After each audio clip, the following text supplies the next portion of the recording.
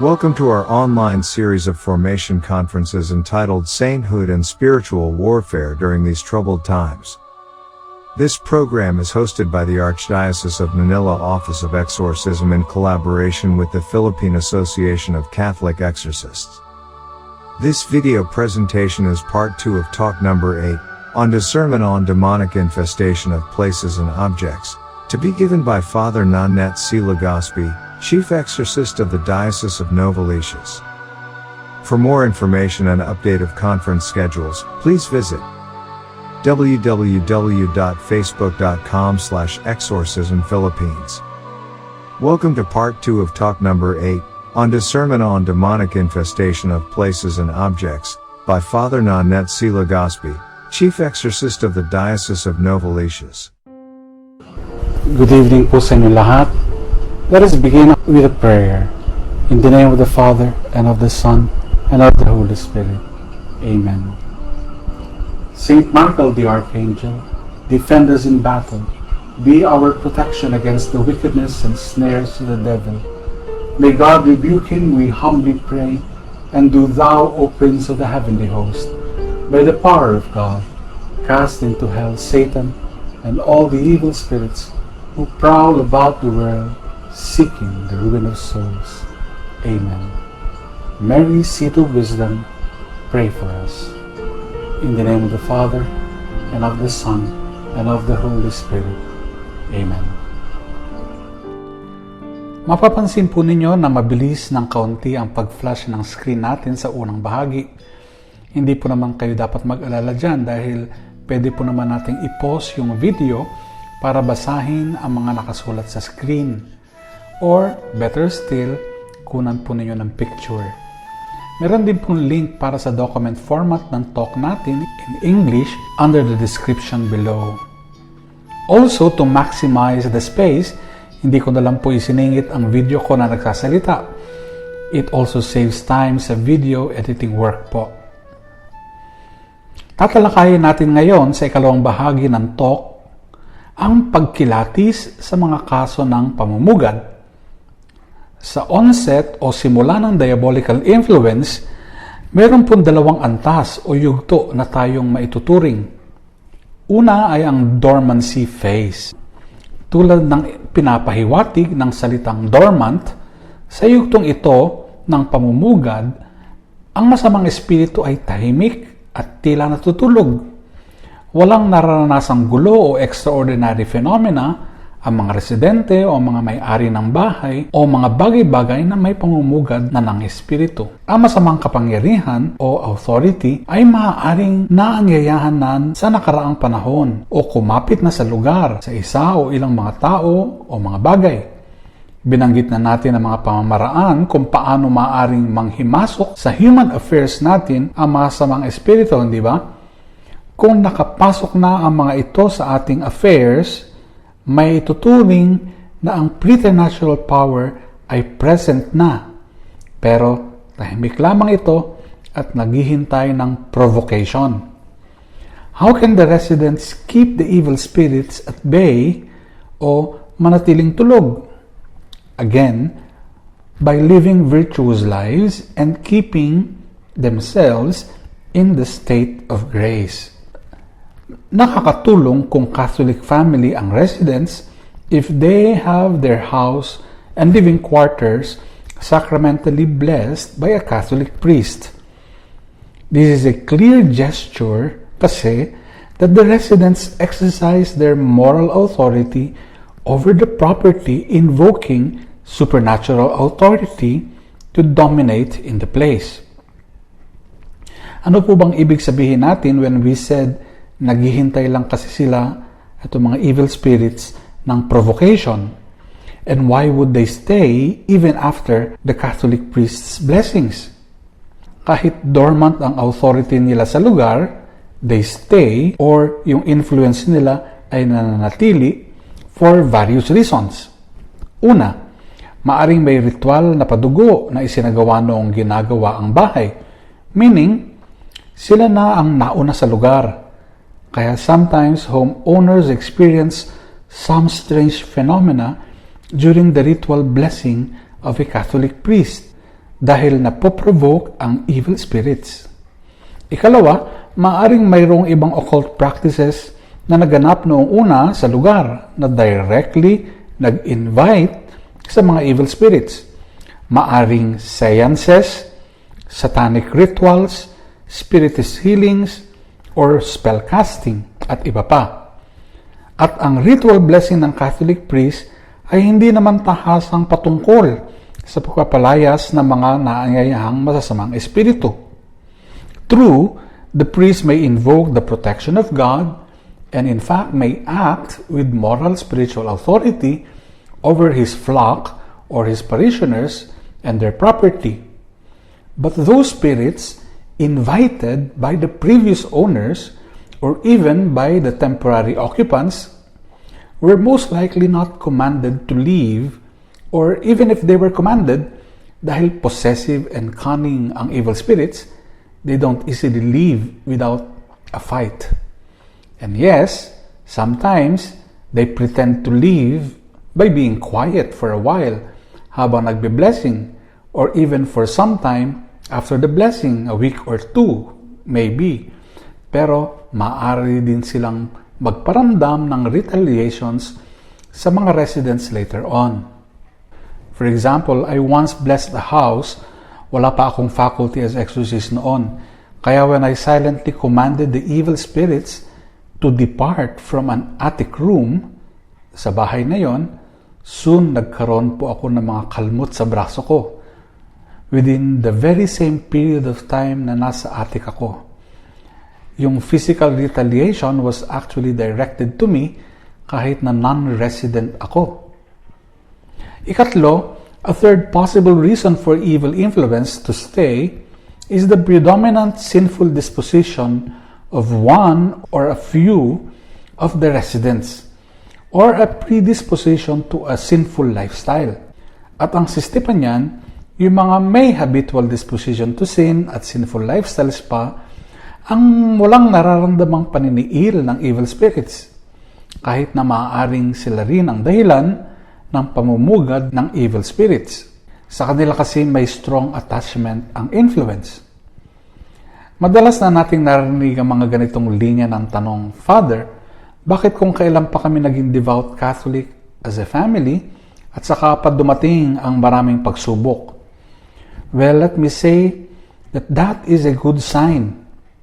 Kasi yung dormant evil powers na matagal nang sumusunod sa family ninyo ay napoprovoke na dahil sa conversion ninyo.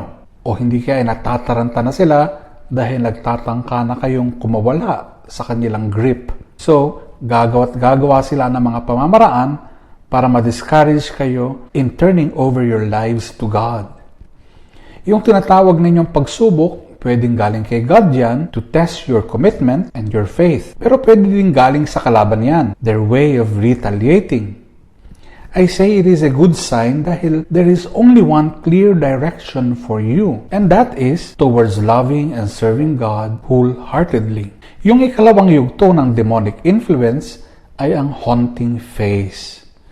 When the dormant demonic authority and power that infiltrate a home or particular environment start to manifest themselves psychically, emotionally, and physically to residents, haunting phase na ito.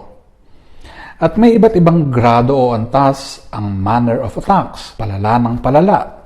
First is overt infestation, then oppression, then obsession, and finally possession. Kaya nasabi natin nung una na mahalagang habang infestation phase pa lang ang kaso, agapan na agad ng lunas. At idadagdag ko ngayon, sana habang nasa dormant infestation phase pa lang tayo, we are already proactively addressing our spiritual issues.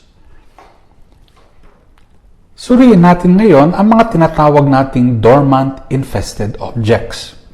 Ang ating objective ay ito, to proactively identify objects that are possibly infested. Why? So that we can prevent haunting. An object, no matter how innocent looking, may be considered a dormant infested object if the following characteristics are considered true and present. Una, they are overtly occult. Ibig sabihin, just by looking at them, you can discern that they are occult objects. Ano-ano mga halimbawa nito? Number 1, they are known common objects used in divination, occult, and esoteric practices. These may include rune stones, pendants with sigils, crystal balls and New Age crystals, a pentagram or pentacle, witchcraft dolls, occult books and esoteric writings, black ritual candles, inverted crucifixes and crucifixes with occult esoteric symbols or with a female corpus, ritual skulls and bones, ceremonial knives, and paraphernalia used in satanic rituals, mga anting-anting at agimat, tarot cards, mga aklat ng lihim ng karunungan, Ouija boards, I Ching divination coins, mga botelya ng pangontra o mga gamit sa panggayuma at iba pa. Second, they are objects with known occult emblems like these Wiccan symbols that you see. Now, let us be discerning po. We will see some of these symbols in Catholic churches and in liturgy and also in some sacramentals. Yung wheel, for example, is an ancient Christian symbol for ictus or Christ. You also see familiar symbols here like what we use for the Trinity or the universal pentagram for a star. That is also our parol, hindi ba? We continue to use this at walang problema. Basta alam lang natin na may kalaban na gumagamit din ng mga yan. Ikatlo, they are objects attached to superstitions. Nandyan ang lahat ng feng shui paraphernalia o ang popular na kalmen at peonia bracelet na nabanggit na natin. Sabihin natin halimbawa that you are married to a Buddhist or a Hindu or a Muslim. Ano ang maaaring setup mo ng altar? Pagsasamahin mo ba ang mga Buddhist Hindu elements diyan sa iyong altar? I strongly recommend that your altar with blessed sacramentals be distinct and separate from any non-Christian altars. Your religions cannot be married because there are truly irreconcilable differences between these religions. Pang-apat, these overt objects are those with demonic invocations through sigils. Makikita natin dito ang mga sigils o mga simbolong guhit na kumakatawan sa mga ngalan ng ilang demonyo. Kadalasang makikita ang ilang ngalan na ito na nakaukit sa mga medalyon. Mag-ingat po dahil simply writing these sigils may be interpreted by these demons as invocations to them. Parang sa pagsulat mo pa lang, tinatawagan mo na sila. May ilang mga albularyo ang gumuguhit ng mga sigils sa maliliit na papel at binibilot ito para itago sa pulang unan bilang pangontra.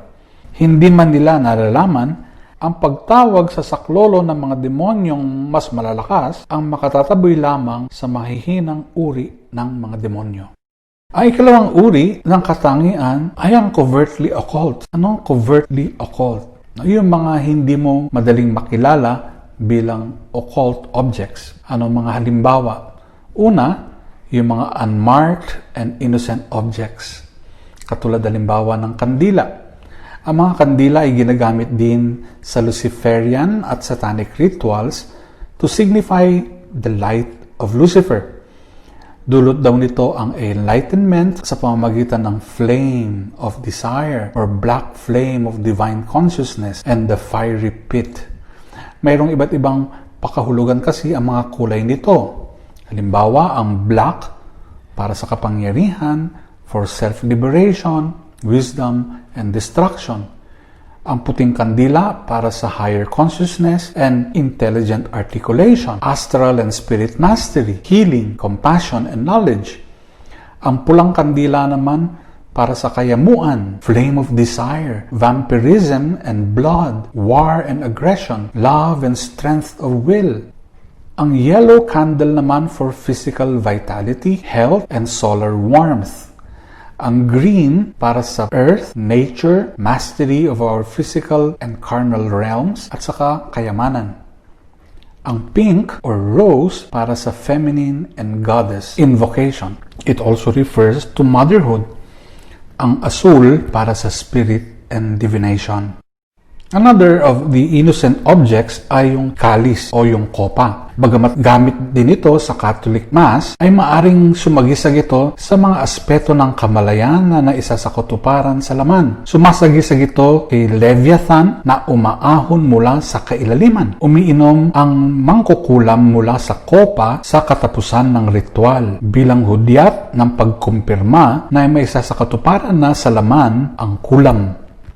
Ang ibang mangkukulam maaari ring gumamit ng bungo ng tao o skull caps bilang kopa para inuman. May ilan pang mga paraphernalia gamit ng occult practitioners katulad ng communion hosts, black robes, makeshift low table altars, the symbol of the Baphomet, si Satanas, katulad ng pentacles, pentagram, handbells, wine, or some other drink most pleasing to the palate. Ang tawag nila dito ay elixir, mga swords, model phalluses, gongs, crystals, crystal balls, incense sticks, at mga parchment papers. Most suspicious are these aforementioned objects when they are kept together, as they can readily be available when rituals need them.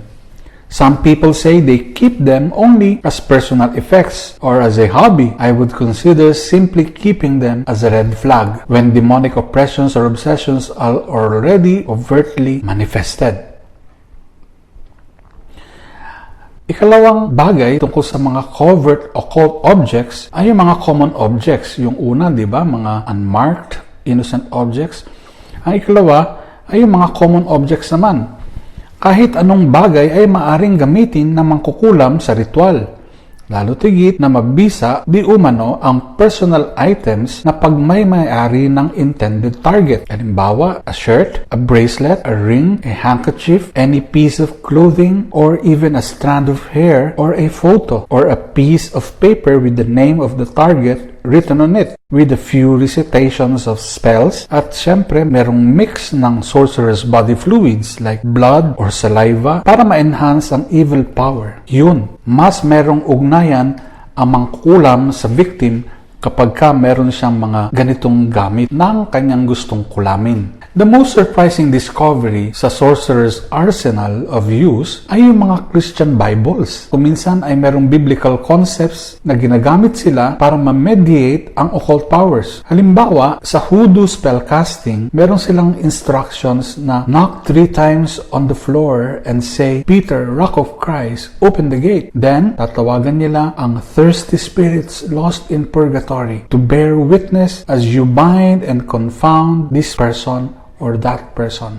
Tapos babasahin nila ang ilang verses sa ilang psalms para maganap ang kanilang pagkukulam. Pambihira po ito.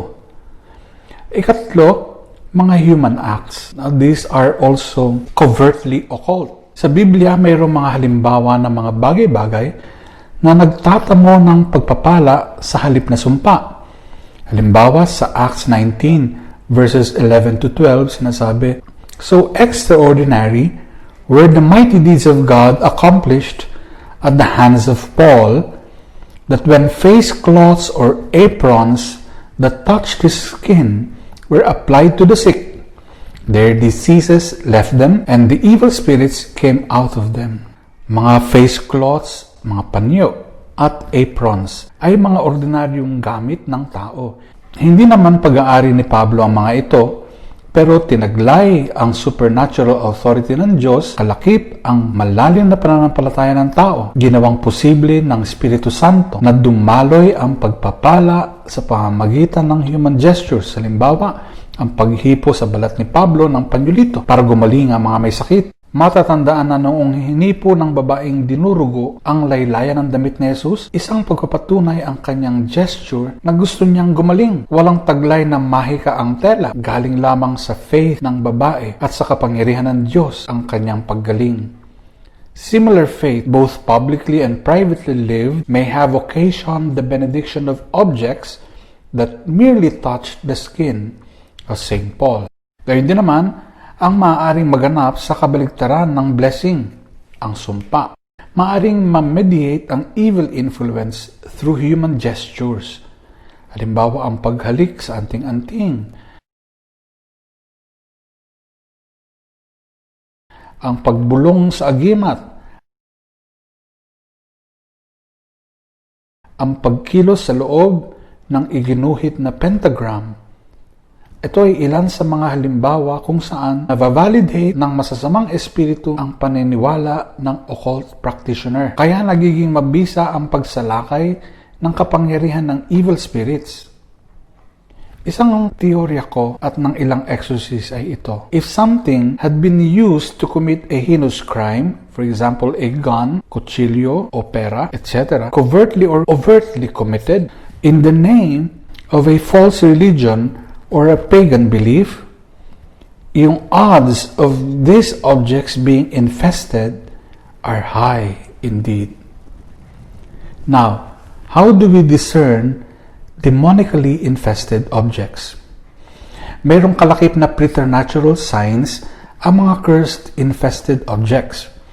Mas madalas sa hindi after receiving the object, ang tumanggap ay makararanas ng splitting headaches, intermittent dizzy spells, may difficulty sa pagtulog, o hindi kaya ay mayroong mga nightmares. Usually mga nightmares of being attacked, being in an accident, being injured, or having an overwhelming sense of panic or extreme nervousness. Ang sunod-sunod na unusual accidents or near accidents, unusual breakages, or conking out or malfunctioning ng mga appliances or machines, or halimbawa unusual computer or technical glitches or anomalies ay maaaring nagmumula lamang sa panic attacks ng victim o kaya ay mula sa nervousness niya causing mental or emotional stress and distractions. Maaari yun. Pero malamang nga sa hindi, ang mga ganitong pangyayari matapos makatanggap ng isang bagay ay nakaugat sa cursed object. Kaya sa isang paraan, ang unang senyal na nakatanggap ka ng isang dormant or active infested object ay ang presensya ng demonic oppression. Ang antas ng oppression ay maaaring lumala kinalaunan o maaaring malala kaagad sa unang yugto pa lang. Ang ilang halimbawa ng oppressions ay yung mga unexpected and undeserved bad luck, ika nga, no? Or in-house or office workspace quarreling. Yung tipong walang ano-ano, yung mga maliliit na bagay ang pinag-aawayan. Siyempre, kung obvious, magical and superstitious objects ang concern o yung mga imahen ng unknown deities or spirits mula sa iba't ibang kultura at lahi ang pag-aari, hindi na mahirap i-discern yan. Iwaksi na yan kaagad kung ikaw ay Katoliko. Maaari bang magdulot ng bangungot ang mga demonyo? Can demons cause nightmares? Ayon kay Father Jose Antonio Fortea, oo, maaari. Kahit na mahirap matukoy kung mayroong natural causes or demonic causes ang mga ito, may mga kaso na hindi matukoy ng psychiatrist ang explanation, either conscious or subconscious, para magkaroon ng isang tao ng nightmares gabi-gabi sa loob ng ilang buwan. Maaaring connected ito sa occult rite, o hindi kaya nangyayari ito kapag nagsisimula ng magkaroon ng intense spiritual life ang victim. Ang pinakamabisang lunas so far ay ang paggamit ng exorcised holy water sa sarili bago matulog at hilingin sa Diyos ang protection at deliverance mula sa demonic influence during the night. If such actions cause the nightmares to stop, this would confirm that they were demonic in the first place in origin. Tingnan natin ang isang halimbawa ng infested object, ang bulul. Ito ay kilala rin sa tawag na tinagtago, an ifugao term. Isang nililok na imahen sa kahoy ng Diyos-Diyosan para bantayan ng rice crop ng mga Ifugao at ang tribo nilang Kalangguya sa Northern Luzon. Sa una ay sinasagisag nito ang mga ninuno nilang pumanaw na katribo, pero kinalaunan itong mga ninuno nila na espiritu na lamang ay gumagabay sa kanilang mga nabubuhay pa bilang kanilang Diyos-Diyosan na may kapangyarihan. Ang bulol ay isang fertility idol din na nagbibigay ng swerte daw sa pamilya. Sa isang panayam ni Noli De Castro kay Cory Quirino na isang TV host, ikinuwento ni Quirino ang kaniyang experience ng demonic infestation dala ng kanyang mga pag-aaring bulol idols. Kinalaunan ay inalis na ng Quirino family ang mga bulol collection sa kanilang tahanan. Sabi ni Miss Quirino, "When the bulol was gone, I started gaining weight." What about objects with bad energy? Ito ay madalas ding naitatanong sa akin. Bilang Katoliko, magiging maingat ako sa paggamit ng terms good and bad energy kasi New Age semantics yan. Hindi naman ako pessimistic at hindi naman ako yung wala nang nakita kundi puro kademonyohan sa mga bagay-bagay. Sa Gospel of Luke, we have a record of the words of Jesus. "Someone has touched me, for I know that power has gone out from me." Ang culprit, isang babae with hemorrhages for 12 years. Power here is dunamis sa Greek. Pero ayon sa modern understanding ng power, synonymous ito sa energy. So even if there are no Bible translations for Luke 8:46 that attempts to substitute power with energy, there are New Age believers who reduce this divine power to mere energy. Kaya ang grace para sa kanila ay energy lamang, tulad ng nage-generate sa mga chakras ng katawan ng tao ayon sa New Age beliefs. Ayon sa isang Time Magazine article noong 1987, walang makatukoy kung saan daw nanggaling ang New Age. Pero ilang dekada na rin itong palutang-lutang sa kaalaman ng tao.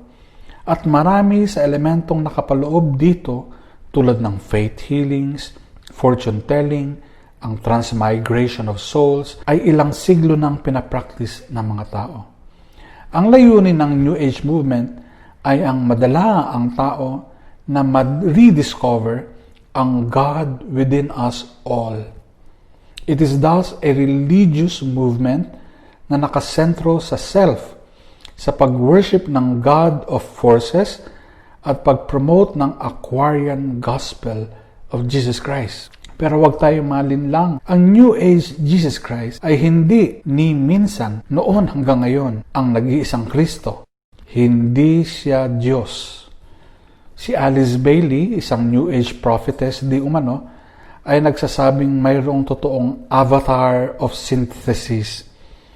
Ito ay isang being na close associate ni Christ. Sabi ni Bailey, he works under the great natural law of synthesis in unison with the energy of Christ in order to generate spiritual will in humanity, the will to do good. Sa makatwid, ang New Age movement claims that Buddha, Muhammad, Confucius, Jesus, and many others were Christ. Ang New Age God ay impersonal, cosmic, a God of energy forces. God is an impersonal energy ayon sa mga New Age believers. New Agers do not mean God or Jesus Christ of the Bible. Most New Age teachers hold that Mother Earth, the sun, the moon, and the stars, indeed, all of nature, can be worshipped as God. Ang attractant sa New Ageism ay ang pagkakaroon ng karunungan at kapangyarihang manipulahin ang energy. And perhaps because of its deification of energy, many New Age writers and practitioners have been attracted to various forms of energy medicine. At maraming ganito sa ating bansa. Halimbawa, ang Reiki. Gaining some popularity sa ating bansa, among others, ay ang energy medicine ng Reiki. Reiki is etymologically from Japanese Reiki. Ang ibig sabihin ay mysterious atmosphere, miraculous sign, combining Rei, which is soul spirit, at Ki, vital energy. Reiki claims to work by removing obstructions to the flow of life force or energy throughout the body. Sa kanyang Reiki website, Si Gillian Knox Finley, isang energy healer, ay mayroong article na pinamagatang 12 items an energy healer says should be in your bedroom. Ang energy semantics niya ay nakasenter sa pag-generate ng positive energy at paglikha di umano ng sacred space within the home. Ang sacred, ayon kay Finley, has to do with a connection to God. However, this is not the Catholic God from whom all power comes. Ang kanyang list ng Reiki energy objects includes sandalwood candle dahil di umano ang oil nito ay nagva-vibrate to the first and fourth chakras.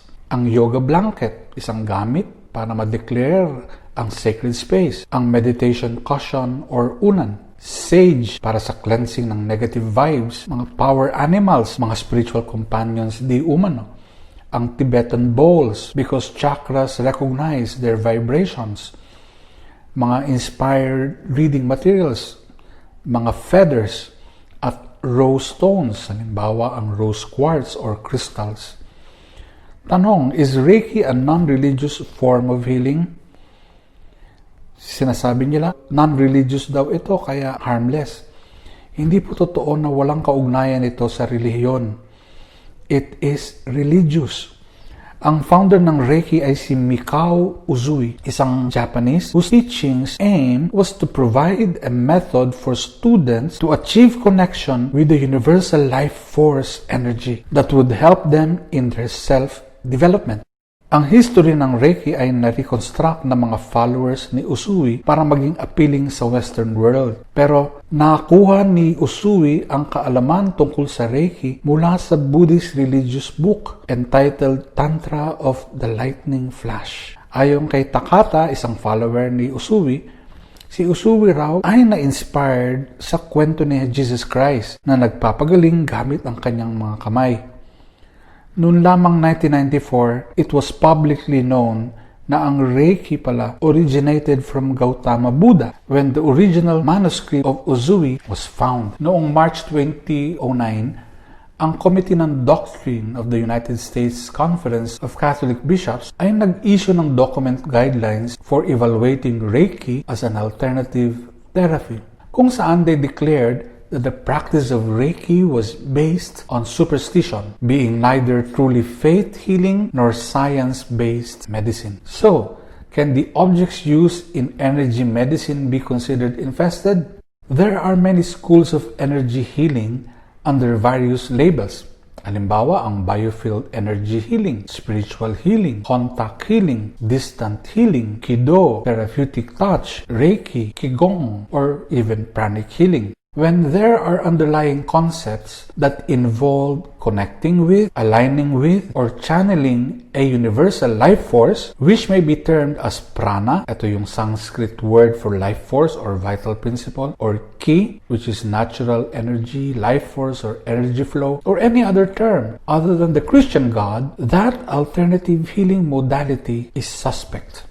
Tinignan lang natin ang Reiki, briefly stating that it is based on religious superstition. But since we also now know that Reiki is based on Tantra of the Lightning Flash, a revered text of esoteric Buddhism, then we discern as well two other things. A, that Reiki is not only superstitious, it is also occultic. B, that esoteric Buddhism dictates the healer creates a special bond with the guardian Buddha, Bodhisattva, or deity during their initiations and eventually becomes spiritually united without being. Now, a Catholic participating and even actively engaging sa mga esoteric occult practice, even without any knowledge of this special bonding modality involved, may be guilty of polytheism and idolatry. Ito po ay violations of the first commandment. So, yes, owing to the invocation of strange gods, the objects used in Reiki or in any manner where these deities or energies are channeled may be infested. Tingnan po natin, how do we discern objects used in alternative healing? Tingnan natin ang channeling objects.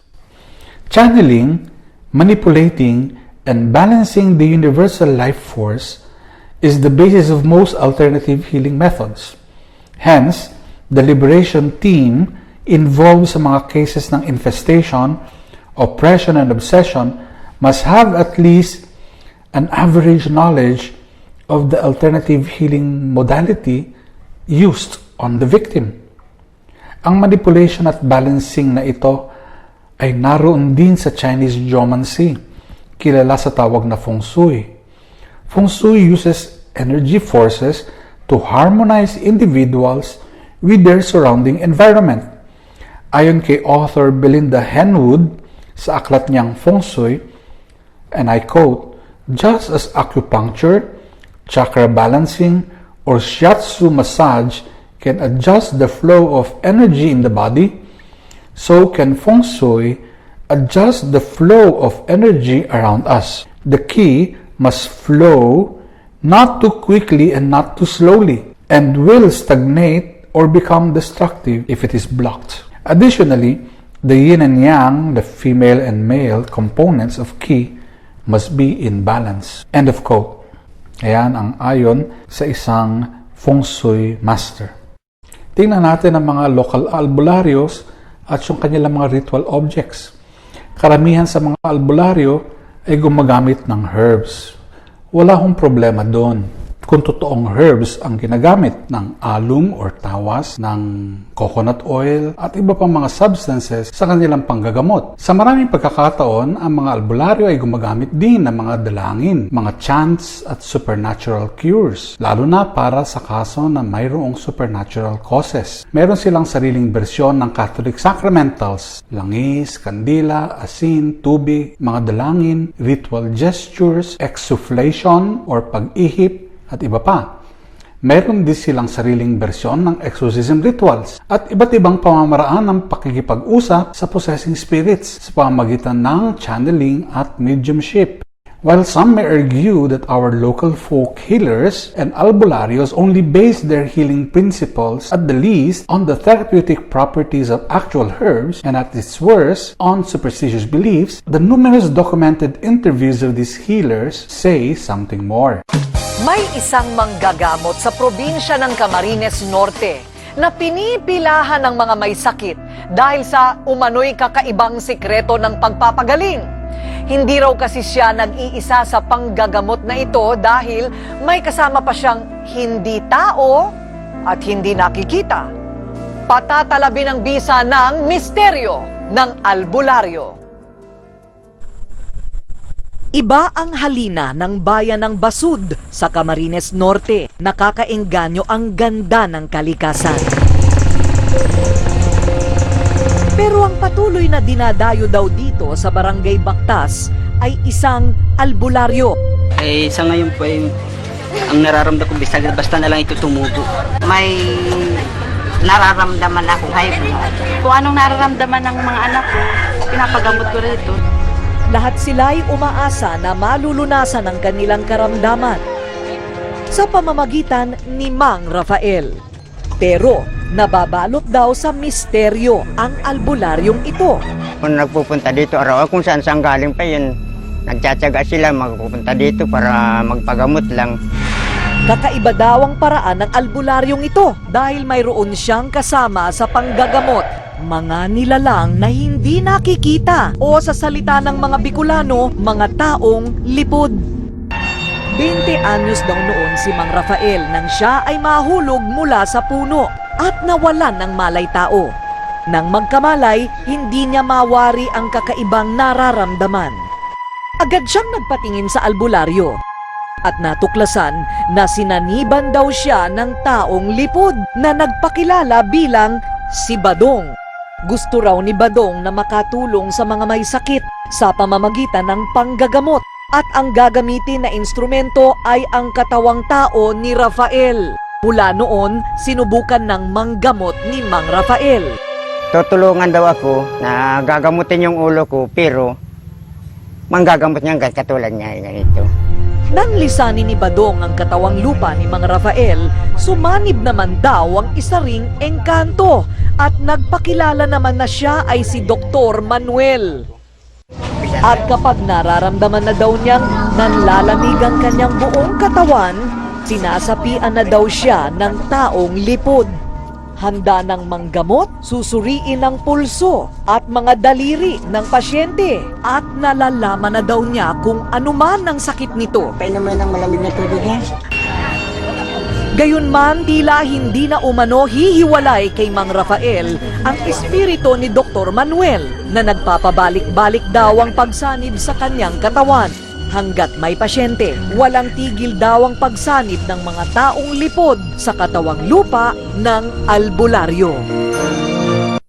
While all agree that their powers come from above o mula sa taas, sasabihin nila, itong supernatural powers, they are not necessarily attributed solely to the Christian God, despite the local healers' claim to and display of Catholicity. These powers are channeled to them either via nature spirits, highly evolved spirits or ascended masters from other dimensions, other spiritual entities, and other beings, whether deities or non-deities. Ang mode of acquiring yung healing powers na ito ay napabago-bago rin, from being handed down through the generational bloodline of albularios, for example, or through visions or locutions or possessions by granting spirits. Ang pagtatatak at pagtatalaga, sa English sealing at consecrating, ay maaaring maanuwaang literally or non-literally. Sealing may be done through anointing of blessed oil. Kadalasan gamit nila ay coconut oil. Impartation of a visible or invisible object. Halimbawa, ang talisman or amulet, mga gayuma or mga spiritism books or libreto, mga book of prayers with alleged Latin, Hebrew, Espanyol, or Aramaic texts, at kung ano-ano pa. Sa maraming pagkakataon, ang consecration or dedication of the objects are done simultaneously, usually quickly done through bulong, mga whispering prayers, onto the objects. Minsan ay exsufflation o paghinga lamang ang ginagawa sa gamit na ito. Kaya, I would then consider all these objects dormantly infested. Ilang mga gamit para tatakan o italaga ang mga infested objects ay pwede natin banggitin dito. Meron silang tinatawag na mutya o sa English ay charm. Nakaka-attract daw ito di umano ng good luck or swerte. Maaring ito yari sa bato, metal, animal or human bone, kahoy o balat ng puno or tree bark na mayroong extraordinary properties. Maaring ito rin ay lumang barya, mga wands made of rock, wood or metal. Ang agimat or baluti, sa English amulets, ay pananggalan di umano sa mga peligro. Maaring medallions ito na mayroong mga sigils, mga Gnostic occult symbols, or madalas sa Pilipinas may kalakip na Christian symbols. Madalas natin nakikita dito ang paggamit ng San Benito. Another is insignias. Ito ay isang piraso ng tela na mayroong mga sacred writings. Insignias po ang tawag dyan. Ang mga aklat naman ng prayers, sa curses at sumpa ay nasa libreto, mga maliliit na books. O anting-anting at gayuma, mga talisman naman ang English niyan. Nakaka-attract ito di umano ng partikular na benepisyo sa may-ari nito. Usually with etched illustrations on wood, stone, or metal. Some talisman markings are made on the walls of houses. At ilan pa mga gamit para sa pagtatatak at pangkulam at iba't ibang purposes. Meron tayong aklat ni Moises or the Book of Moses. Nandito nakapaloob ang pagpapano tawagin ang mga elementals. Encanto de Dios, ang tawag dyan ay kabbalistic o tigalpo ng ating mga kababayan. Flos Sanctorum, ito naman ang mga dalangin in nature. Tronco del Mundo, origin of the world. Ito naman ang mga prayers of the prophets, prayers of Infinito Dios.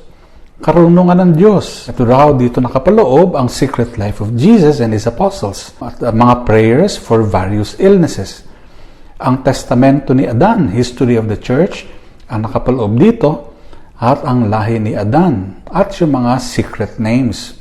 Ang martyr of Golgotha, Dito nakapaloob ang occult history of Jesus and the biblical New Testament characters at iba't ibang koleksyon ng mga orasyones handed down by healers from one generation to the next. Usually holographic in character, ibig sabihin ito'y sa sariling sulat kamay nang may akda, alleged in Latin, Hebrew, Aramaic, or Spanish mixed together. Isang self-professed Filipino warlock or male witch ang sumulat ng mga panibagong kulam, new hexes sa ating sariling lingwahe at sa Ingles.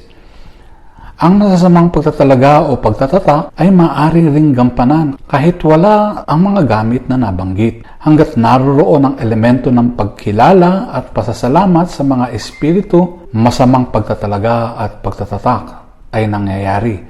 Samantala dahil sa layo ng mga nabanggit na objects, nakatitiyak tayo na ang mga preternatural spirits ay nag-aabang lamang sa mga magiging victim owners at victim users nito. Kaya silang lahat ay maituturing na dormant, infested objects. Isingit ko lang dito ang napakahalagang paalala para hindi po tayo mauwi sa mga maling interpretations sa talk natin. Bagamat binanggit natin ang mga bagay na kahinahinalang cursed or may sumpa o pinagmumulan ng paniniil o infestation, ang karamihan dito ay associated sa alternative spiritual healing ng mga albularyo, ng mga New Age practitioners. Ito ang ating mga pahayag. Una, hindi natin sinasabi na ang lahat ng uri ng alternative healings ay demonic or source ng demonic infestation. Halimbawa, ang terminong albularyo ay originally herbalist, mga taong gumagamit ng mga medicinal plants. May science naman na foundation ang paggamit ng mga herbs at medicinal plants. I even highly recommend the use of herbs basta may well-founded scientific basis. Ang sinasabi natin ng tahasan ay ito: kung ang herbalist ay gumagamit ng mga non-scientific methods of diagnosing an illness, tulad halimbawa ng paggamit ng tawas, ng itlog, ng patak ng kandila, ng langis sa kapirasong papel at iba pa, kahit pa 100% accurate ang diagnosis nila, suspicious ito dahil ganito ang standard procedure ng pag-diagnose sa sakit ng mga albularyong tinaguriang spiritual healers. Hindi ako magtitiwala sa family doctor of medicine ko kung upon consultation ay gagamitan lang ako ng tawas para ma-determine ang sakit ko. Hindi ba? Again, maging wise and alert po tayo. Ang kagalingan ng katawan, pag-iisip at kaluluwa naman ang hanap nating lahat . At yan ay masusumpungan lamang natin sa iisang Diyos na lumikha sa atin. Ikalawa, hindi rin naman natin sinasabing mali kung ang herbalist doctor natin ay spiritual din. Pagkatapos niya mag-prescribe halimbawa ng pito-pito, ay sasabihan kang magkumpisal o mag-ayuno at magsimba. Hindi tulad niya ang tinatawag nating spiritual healer dito sa paksa natin. Ang dapat iwasan natin ay ang mga suspicious spiritual healers. Sino sila? Sila ay madalas sa hindi ang pinagmumulan ng mga readings o diagnosis. Tulad ng, uy, may nakabati sa iyo, o may gumawa sa iyo ng kasamaan, o may nangkukulam sa iyo. Ito ay di umano pawang mga psychic readings na malamang sa hindi ay iiwanan ka at least ng dalawang bagay sa puso mo. Ano yun? Una, matinding takot at ito ang kalaban ng tunay na pag-ibig. Kalawa, malaking paghihinala kung sino ang sumalbahi sa iyo. Sa makatwid, naka-first base na kaagad ang kalaban sa puso mo. Kasi perfect love drives out fear, hindi ba? Kaya ang love na yan is made irrelevant sa puso mo kasi may fear ka na matindi. Ikalawa, may pinagbibintangan ka pa, a violation of one of God's commandments. Ikatlong paalala, hindi rin natin sinasabi na ang lahat ng gamit sa alternative healing medicine ay demonic or cursed. No. Halimbawa, may mga scientific attempts na to explain ang tradisyon ng acupuncture, ng acupressure o reflexology. Hindi na natin tinatanggi ang kagandahan ng holistic medicine. sound mind, sound body, and sound spirit. Ang nais nating bantayan ay ang kamalayan, filosofiya o teolohiya sa kabila ng pagkilos na ito. Kung sa kabila ng alternative healings ay ang kamalayan at katuruan na ang lahat ng bagay ay energies lamang at pwede nating i-manipulate ang energies para gumaling ang katawan, mag-ingat po tayo dyan. Dahil karugtong niyan ay ang Diyos ay divine energy lamang. Ang grace ay prana o ki lamang. Hindi tayo sasang-ayon sa ganyang kamalayan. At pang-apat na paalala, hindi natin sinasabi na pinaghihinalaan natin ang lahat ng mga spiritual healers. Ang mga spiritual directors, confessors at counselors, yung mga nagka-counseling sa atin, ay may tuturing na spiritual healers din.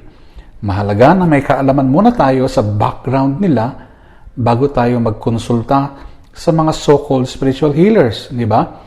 Kung Catholic ako, hindi naman ako pupunta sa Buddhist or Hindu priest para mag-counseling, di ba? At bakit naman ako magkukonsult sa spiritual master ng feng shui? Out of place naman yon. Definitely, hindi ako magkukumpisal sa kanila o sa kahit sino pang nagpapanggap na Roman Catholic priest. And when it comes to physical and spiritual healing powers, magandang masuri natin kung ang power ba na taglay ng tao ay mula sa supernatural authority, either by way of sacraments siguro, or consecration, or a special extraordinary grace or gift directly from God mediated through the church, or mula sa natural authority lamang, that is, human gift lamang, dahil siya di umano ay may third eye na bukas, or naturally sensitive or psychic, or kung mula sa preternatural authority, that is, mula sa mga created spirits. Kahit binanggit na natin yan, aaminin ko na hindi madaling ma-discern ito if you are outside looking in. That is, kung ikaw ang pasyente o kliyente. Ang madaling makatuntun ng katotohanan ito ay ang healer mismo. Ang isang pamantayan lang namin mga exorcists ay ito. Kung ang kapangyarihang magpagaling ay ipinasa lamang mula sa ninuno, mga kamag-anak, isang engkanto, isang specter apparition ng matandang lalaki o babae, o ghostly apparition ng isang batang lalaki o babae, apparition ng mga highly evolved beings, mga ascended masters, o galing di umano sa kaluluwa ng yumaang doktor o tanyag na healer. Tiyak, hindi yan galing from God's extraordinary graces.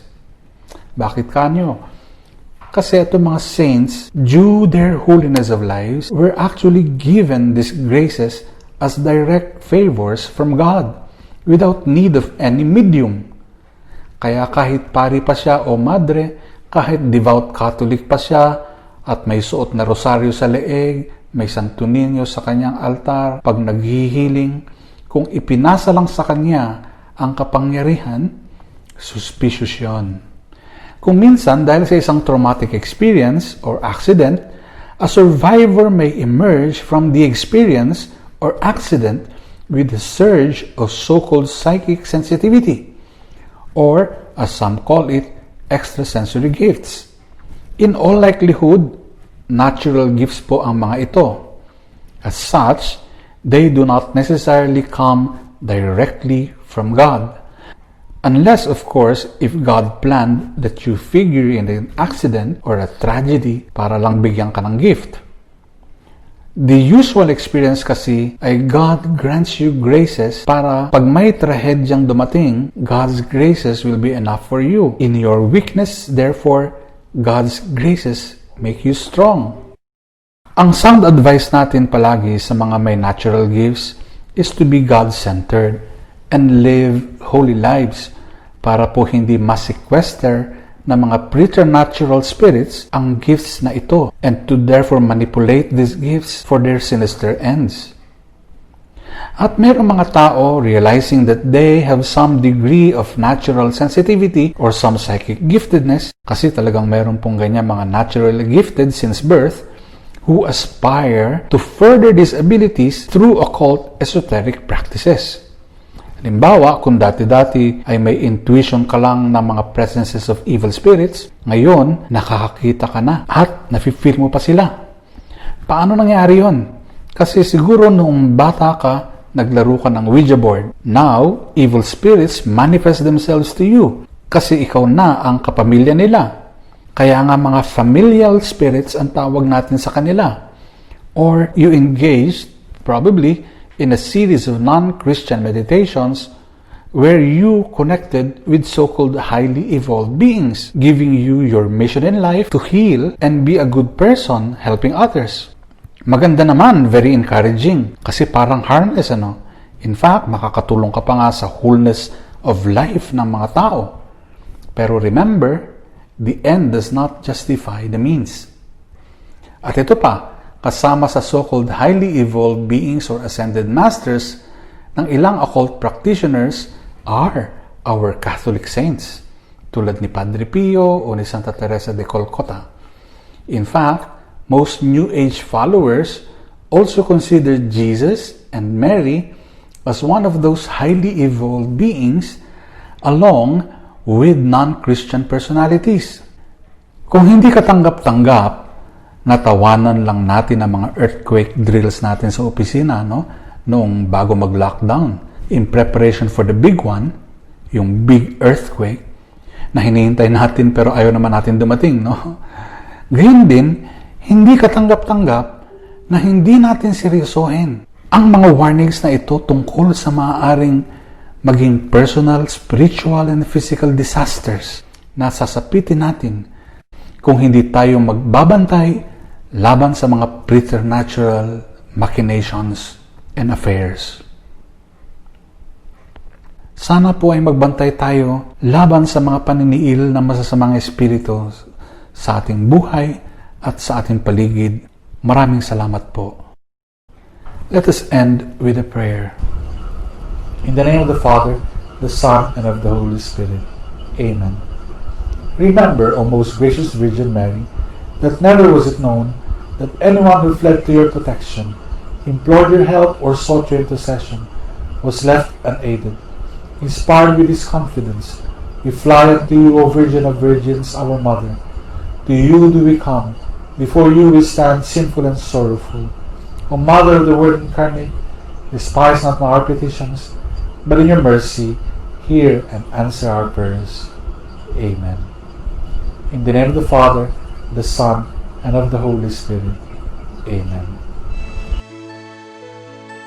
Special thanks go to Father Nonnette Legaspi, Chief Exorcist of the Diocese of Novaliches, for the video of the talk, and Father Carlo Magno Marcello for the music. For an update of our next conference schedules, please visit www.facebook.com/exorcismphilippines. A YouTube link will be provided our viewers for all scheduled talks. Thank you and may God bless you and keep you safe.